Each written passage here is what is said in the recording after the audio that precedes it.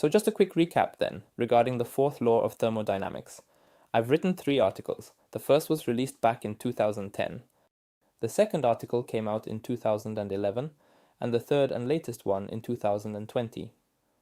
The first article in 2010, it simply introduced the phrase EU equals 0 equals paradise, and that the universe essentially seeks a paradise ground state, and that it was always meant from the beginning of the universe for it to discover this state, and that universal life plays an essential role in the universe achieving this paradise state, suggesting that the very role of any universal life form is to convert mass energy to love and intelligence.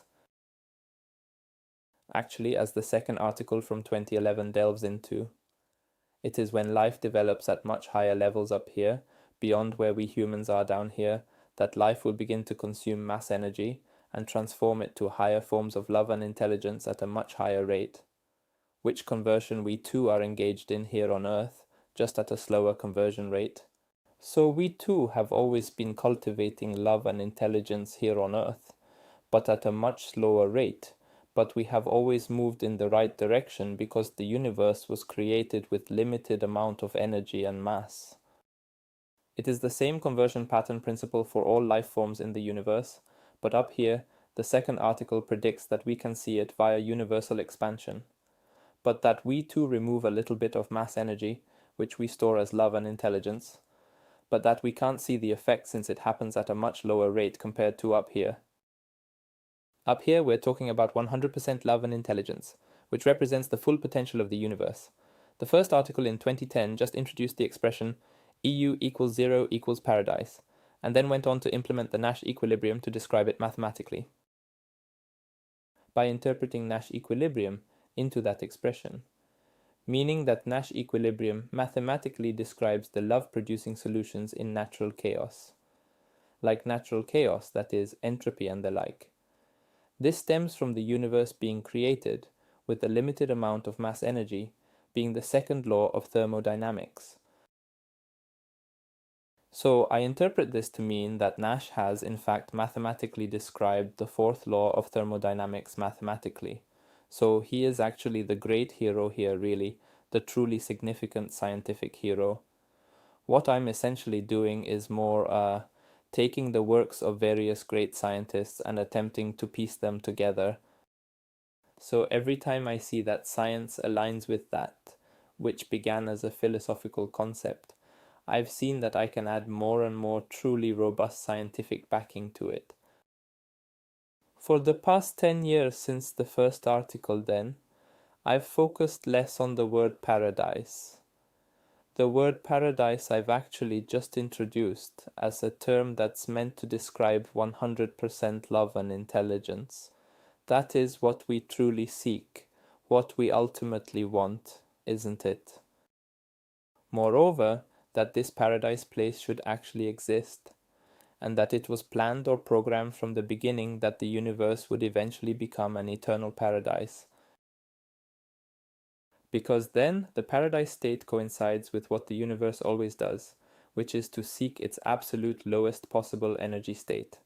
But I believe that this reduction in universal energy state also applies to life's experience of the lower energy state, love and intelligence. The idea is that the universe will manage that by using life as a catalyst to convert mass energy to love and intelligence. And then in 2011, the second article was published on headbiotech.com, which stated that the constant expansion of the universe could actually also be explained by this behavior, suggested in the fourth law of thermodynamics. Because these life forms, which are meant to develop in the way the fourth law of thermodynamics, described ever since 2010, are actually supposed to start converting mass energy much faster up here, meaning those life forms that are much more advanced than us. They probably just appear as nothing more than a vast enormous swarm that simply devours its way through the entire universe, transforming all mass energy into pure love and intelligence. And this very same development here will then also explain why our universe is expanding at an ever-increasing rate. But that is a stage that has been an obstacle. You must keep in mind that the first law of thermodynamics, which speaks about how all mass and energy in the universe are constant, it cannot in this instance be considered valid, the first law of thermodynamics, which concerns constant mass and energy. It does apply within our field of observation. In our immediate vicinity, it functions perfectly. But according to the fourth law of thermodynamics and the second paper, it cannot be universal valid. And now we are moving on to the very last article, the third article from 2020, which specifically addressed that the fourth law of thermodynamics was able to explain the bizarre wave-particle duality in quantum mechanics. We have here the well-known quantum mechanical experiment where they discover and conclusively proved that electrons, which are of course fundamental quantum particles, actually behave in a wave-like form. This means that if we send an electron or quantum particle through this filter with these two slits, they observe them as they arrive at the detector back here. When it then captures the electrons on the back side of these slits, we see that the electrons behave in wave form, like if it was water being sent through the slits here. But then that's the straightforward part. That was how they demonstrated that electrons fundamentally exist in a wave-like form. But the bizarre aspect, the so-called wave-particle duality phenomenon, which Einstein, Bohr, and their contemporaries could never fully agree upon. Even to this very day, there's truly no one who can adequately explain it. Why should a quantum wave excite to particle form just because a human observes it? The third article discusses how nature can know, and why it also seems to look into the future and know beforehand that we are about to observe the quantum world. So that's the third article then. The final article in the series, which could use the logics in fourth law of thermodynamics to explain wave-particle duality, because according to fourth law, it's not so strange anymore. Because the way that nature manages to know the truth about intelligent intentions, to measure evil and good qualities, should be picked up in this manner. So the point is that the universe has a meaningful relationship to paradise and hell, or good and evil qualities, and that it goes via changes in universal energy states. And that it is picked up by the universe. The universe's view on good qualities is what we actually find in free competition, in other words, in chaos, and what nature considers bad qualities, according to the fourth law of thermodynamics, is what we find when there is constant abundance, when we remove chaos. Because without natural chaos, the Nash equilibrium also stops functioning in this game, and the universe also stops seeking towards paradise. Theoretically, it could start seeking towards hell instead, but universally speaking, that shouldn't be possible, because the universe itself is created with limited energy. But at least in theory then. And it would be a little strange why suddenly the universe would decide to change its mind in the middle of the process and start turning towards hell. So what I gather from this, what I picture in my mind, is that the universe was actually created to lead to paradise, right from its very inception, and then it has a way to understand that path. It naturally has security barriers, so it needs to know if evil characteristics gain power or not. There must be some mechanisms to guarantee it won't revert to a state where evil traits can accumulate power in the universe. So, what is being suggested regarding the wave-particle duality phenomenon is that the experiment will be able to provide proof for the underlying logic of the fourth law of thermodynamics, because according to the theory, nature must know the truth concerning the true intent to both negative and positive intelligent intent in nature. Since this should operate through changes in universal energy states, nature is probably extremely sensitive. As this wave-particle duality experiment shows that it's sensitive right down to the quantum level. However, here nature can't distinguish the bad people from the good people. Here it's just demonstrate its sensitivity and mechanism. No matter what a human being truly is, or if perhaps even higher life forms had observed this experiment, that quantum wave would still have excited to particle form because nature, in a way, just locks itself. Because we aren't nice enough, but it is, It's not expected that we should actually be accepted here at these levels. Nature simply reacts. We are simply not on the same love level, are we? So we are not nice enough. You might say that we are kind, but we're not kind enough to truly be at these higher levels, where we're speaking of 100% love and 100% intelligence.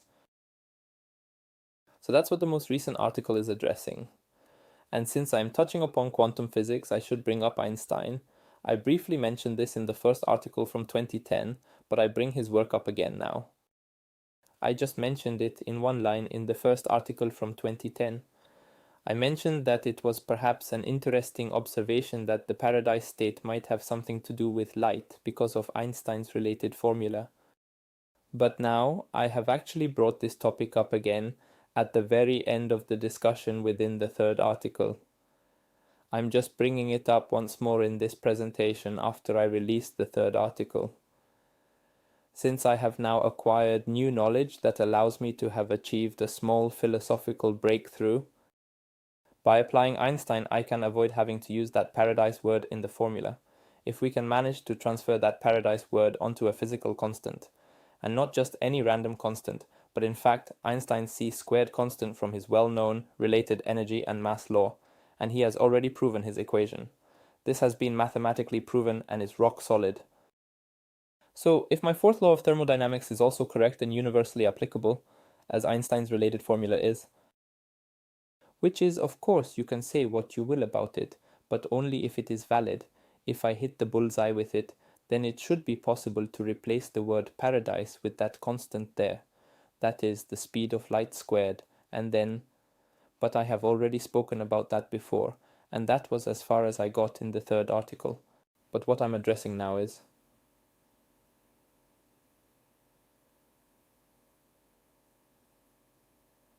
Now, all of a sudden, we could be sitting with some information about what paradise truly is. By integrating the two equations, one could say that paradise is made up of waves, since light has something to do with waves, that there are no particles there, but just a place full of waves. And then a new name comes to mind. Another truly brilliant scientist. You see, what really distinguishes the greatest is their profound understanding of mathematics. They are able to prove theories and findings to become undeniably and absolutely true. That is why there is also so much power in science. Because if you can prove something mathematically, then there is no longer possible to start arguing against it. Then it is true. So this new version of the formula has become quite exciting, hasn't it? If that particular law is indeed true, then one could probably establish this Einstein-derived version of it. That c² would likely describe paradise, that it's a place completely full of waves. And then this new name, Fourier, comes up. A man named Joseph Fourier from the 18th century. He was able to mathematically prove that waves, they are actually the fundamental building blocks of all other shapes. In a mathematical world, we can create all kinds of other shapes by using waves as a unit, by combining waves in various ways, by having them harmonize with each other in terms of their frequencies and so on. Then you can create all sorts of different shapes. We can make squares, we can build houses. We can simply perfectly copy the entire world that we see around us here in the physical realm. But only in a mathematical world, and that world we are simply not able to perceive or to participate within. But then comes the final philosophical leap, where one envisions what paradise could be, and what we are truly interested in: can we reach paradise? By positioning ourselves on the side of the fourth law, can we reach paradise? How are we to reach paradise? What I'm saying is that we must ally ourselves with God. We must ally ourselves with nature. We must do as they have done up here. We must make sure that we ally ourselves with nature. But I won't spend time on it. It's a political matter. It just becomes politics out of it right away. However, I maintain to suggest that we still have chaos, that we don't permanently anchor the earth with constant abundance, because then, according to the fourth law, evil properties would prevail without us being able to perceive it, wouldn't we? It would be a pleasant facade for that, but theoretically and mathematically speaking. Mathematically, we can use mathematics against harmful properties and prove it mathematically that it is extremely dangerous. It can be extremely dangerous. But I don't think there's any way around it regardless. So I believe that from the very moment it all began, long ago, and even when the universe was first created, this paradise fate was predetermined. The universe knew it would end in paradise, so this small window of time we're living in this part of the universe here right now, probably, as I speculate, has triggered us to achieve constant abundance and eventually zero risk. Zero risk with malicious intent. Then nature must have a mechanism that it reacts with, and that is what I also address in the third article, How Nature Responds. This experiment is a description of how nature has its feelers extended throughout the entire universe. As soon as it detects negative attributes, or rather if zero risk is attained, it then transmits a quantum signal, and that nature can react in precisely the same manner as it does in the wave-particle duality experiment. Here in wave-particle duality, we actually see how nature might have a way of responding when it meets and discovers something it cannot approve of as part of itself, the paradise state, right? A foreign element, you could say. And in this case, evil characteristics at a certain critical level. But everyone is, we can all be a little naughty, that's how we humans are. We are far from perfect, but we're not expected to be perfect at this level. But this sensitivity is what is being demonstrated here. The wave-particle duality then really shows that nature has a way of responding to something it cannot yet fully accept or integrate into itself. And that would in this case then be all people, without it judging all people for that reason. So then I'll try to continue. Now there's only one thing left really, for us to begin to imagine what paradise is. When we consider Einstein's mass energy formula, E equals mass times c squared. When energy becomes zero, then things should be in paradise. When energy disappears from the universe, then only light remains according to Einstein's formula. And when mass and all mass energy disappears from my formula, then we are left with paradise. Then we can move Einstein's constant and replace the word paradise. Suddenly this gives us new insight. It provides us with a wealth of information about what paradise truly is. It consists of waves, doesn't it? And from the field of mathematics, we know that waves are actually the fundamental building blocks used to construct everything imaginable, all possible shapes and forms. And then suddenly we have the foundation for paradise to have its opportunity for realization. It has the building blocks required to replicate this world and to create an eternal lasting paradise.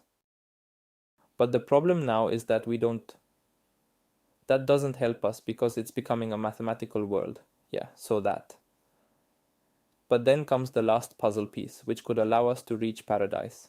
And that has to do with copying memories and thoughts. When we consider those life form levels up here, when we're down here, even we humans down here, we can actually copy some biological memories. Then we're talking about just very simple experiments. So the principle of copying a biological memory, that will probably be, I dare say, pure routine for these more advanced life forms up here.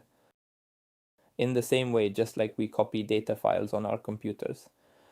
So that part, I believe no one will say anything against, because it's actually completely realistic. The last thing that's missing then is if the advanced life form can copy our thoughts and our memories and integrate it to the paradise mathematical format.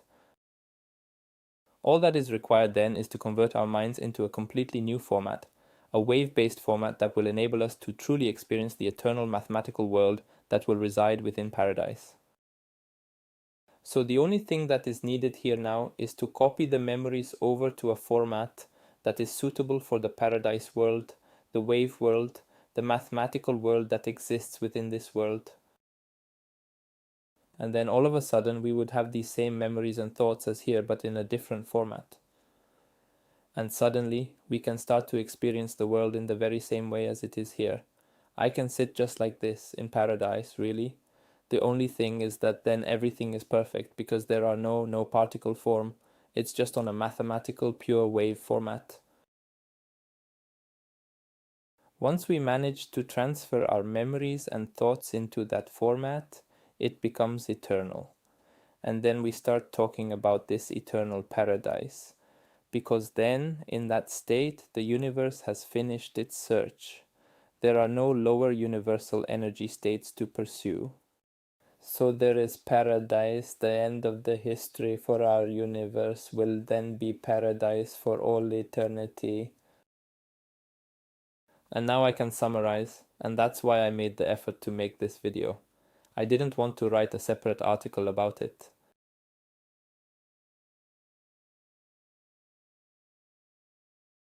So when I connect these two formulas together, then suddenly, if that's true, then suddenly we see the opening to how we can actually come to paradise.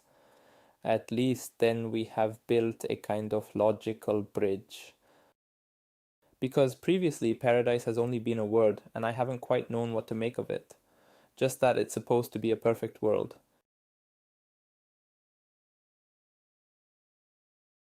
So I know it might seem a bit messy here, but I just want to make sure I've documented all the points. And now I'll just conclude by combining Einstein's mass-energy equality with my fourth law of thermodynamics. Firstly, as the fourth law states, when all energy is zero in the universe, we are in paradise. Now let's move over to Einstein and ask him the same. We ask Einstein, what's going on here? What happens when mass energy is zero? Yes, well then actually just the constant c² is left. It doesn't go to zero, it stays when mass energy vanish. So then I ask what's left here when mass energy vanish. In my formula, that's the paradise term that remains in my law. So there I replace c² with the paradise term. Then okay, if it's correct, okay, so if it is correct, we're sitting with a bit of information about paradise. It has something to do with light and waves, since light, of course, is waves. Okay, paradise is full of waves, so we'll use Fourier's proof to mathematically realize paradise for us, since waves can be used as building block to construct all other forms in a mathematical world. The problem is that we can't experience that paradise world just by someone copying our memories and thoughts. But if we are copied and then integrated into a new mathematical format, we can't really see and feel those forms without it, can we? So if we are simply transferred to a brand new format, a format that could suddenly be experienced, this boundless world comes alive. In that place, nothing ever breaks down or dies or things like that. There, everything is just perfect constantly in a mathematical world. But there has to be some kind of dynamic taking place there. So for instance, some might say, yes, but then the universe's energy state cannot be completely at zero and things like that. That's probably how these minor details are. But it's not that important. I see that logical and philosophical bridge over here. So I actually see that bridge, okay, that's the most important thing for now.